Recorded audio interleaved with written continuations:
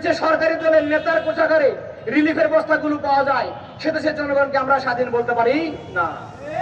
সংগ্রামী উপস্থিতি,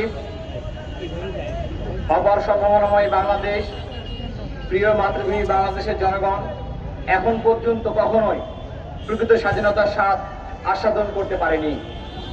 আপনারা দেখে থাকবেন, বর্ণ হিন্দুত্ববাদ এবং সাম্রাজ্যবাদের করাল গ্রাস থেকে রক্ষা পেতে 1947 সালে যে স্বপ্ন নিয়ে পাকিস্তান নামক একটি রাষ্ট্র তৈরি হয়েছিল, সেই স্বপ্ন নিয়ে সেই একই উদ্দেশ্যে, সেই একই কারণে 24 বছর পরে একই ভূখণ্ডে 1971 সালে আরেকটি দেশের জন্ম হয়।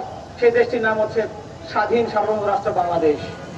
কিন্তু আপনারা দেখে থাকবেন, সে রাষ্ট্রে জনগণের প্রত্যাশা পূরণে 75 নেমে আসলো, 90 নেমে আসলো এবং সর্বশেষ 2024 সালে জুলাই অভ্যুত্থান সংগঠিত হলো। কিন্তু এখন পর্যন্ত এদেশের জনগণ সেই স্বপ্নকে ছুঁয়ে দেখতে পারে নাই। আমাদের জনগণ শত চেষ্টা করে রক্ত দিয়ে, জীবন দিয়েও তাদের স্বপ্নকে তারা ছুঁয়ে দেখতে ব্যর্থ হয়েছে। সেই স্বপ্নের নাম ছিল জনগণের সত্যিকারের স্বাধীনতা। সেই স্বপ্নের নাম হলো জনগণের প্রকৃত স্বাধীনতা। সংগ্রামী উপস্থিতি, আপনারা দেখে থাকবেন, যে দেশের সরকার 69% জনগণের মতামতকে বৃদ্ধাঙ্গুলি দেখিয়ে গণভোট সহ গুরুত্বপূর্ণ 20টি অধ্যাদেশকে স্বয়ংক্রিয়ভাবে বাতিলের জন্য লিখিত প্রস্তাব করে, সে দেশের জনগণের স্বাধীনতা আর স্বাধীনতা দিবস বলতে আর কোনো কিছু থাকে না। যে দেশে হাইকোর্টের বিচারপতি নিয়োগ করার ক্ষেত্রে, দুদকের মতো গুরুত্বপূর্ণ প্রতিষ্ঠানের চেয়ারম্যান নিয়োগের ক্ষেত্রে সরকারি দল সরাসরি স্বাধীনতায় হস্তক্ষেপ করে, সে দেশের জনগণের সুশাসন প্রতিষ্ঠা, আইনের শাসন তৈরি করা এবং দুর্নীতি দমনের গল্প আমাদেরকে শোনানো সরকারের পক্ষ থেকে, সেই গল্পকে মিথ্যা জাল ছাড়া কোনো কিছু আমাদের কাছে মনে হয় না।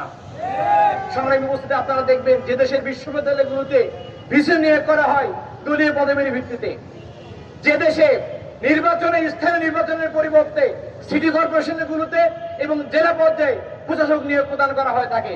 যে উপস্থিতি, আমরা স্পষ্ট করে বলে দিতে চাই, এদেশের জনগণ প্রথম স্বাধীনতার সুফল ভোগ করতে পারে নাই। যদি আমরা গণভোট এবং জুলাই সনদ বাস্তবায়ন না করতে পারি, এদেশের জনগণ তাদের দ্বিতীয় স্বাধীনতার ফসল ঘরে তুলতে পারবে না।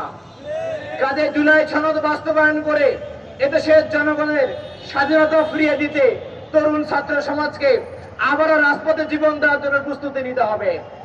কারণ আমরা লক্ষ্য করেছি, নতুন করে একটি মাফিয়া তন্ত্র, ফ্যাসিস্ট একটি সরকার আমাদের সামনে হাজির হয়েছে, যারা 2000 শহীদের রক্তকে বৃত্তাঙ্গুলি দেখিয়ে নিজেদের তার আখের গোছানোর জন্য ব্যস্ত হয়ে পড়েছে। এদেশের জনগণ রাজনৈতিক নিষ্পেষণ, অর্থনৈতিক শোষণ এবং সাংস্কৃতিক গোলামি থেকে মুক্তি চায়। তারা ভারতের আধিপত্যবাদের দালালি থেকে মুক্ত হতে চায়। কাজে তরুণ সমাজকে আজকে সিদ্ধান্ত নিতে হবে, আগামী দিনে বর্তমানে যারা এদেশের গুরুত্বপূর্ণ কাঠামোতে বসে দেশের এবং জনগণের টাকায় বেতন নিয়ে ভারতের দালালি করে, যারা নিজেদেরকে ধন্য মনে করে, তাদেরকে রাজনৈতিক ভাবে, সাংস্কৃতিক ভাবে, অর্থনৈতিক ভাবে এবং আধিপত্যবাদের মানসিকতাকে চিরতরে কবর দিয়ে জুলাই অভ্যুত্থানকে বিপ্লবে রূপান্তর করে জনগণের স্বাধীনতার সূত্রকে আমাদের আবারও ফিরিয়ে দিতে হবে। যদি আমরা এটি করতে পারি, তাহলে এদেশের জনগণ প্রকৃত স্বাধীনতার স্বাদ আস্বাদন করতে পারবে। সংগ্রামী উপস্থিতি, শেষ করতে চাই এভাবে, আমাদেরকে আজকের এই দিবসের দিনে, স্বাধীনতা দিবসের দিনে আমাদেরকে শপথ নিতে হবে, শহীদদের স্বপ্ন পূরণ ব্যতীত, জনগণের প্রত্যাশা পূরণ ব্যতীত, আহত পঙ্গুত্ববরণকারী ভাইদের স্বপ্ন পূরণ ব্যতীত আমাদের রাজপথ থেকে আমরা ছাড়তে পারবো না, আমরা রাজপথ ছেড়ে যাব না। কাজে আগামী দিনে একটি বৈষম্যহীন, একটি সার্বভৌম, একটি স্বাধীন, একটি সবার বাংলাদেশ বলে আন্দোলন তৈরি হবে রাজপথে। সেই আন্দোলনে আপনারা সকলে অংশগ্রহণ করবেন। শিবদাত্ত আহ্বান রেখে আজকের মতো বিদায় নিচ্ছি। বাংলাদেশ দীর্ঘজীবী হোক, বাংলাদেশ জিন্দাবাদ, ইসলামী ছাত্র শিবির জিন্দাবাদ। আল্লাহ হাফেজ।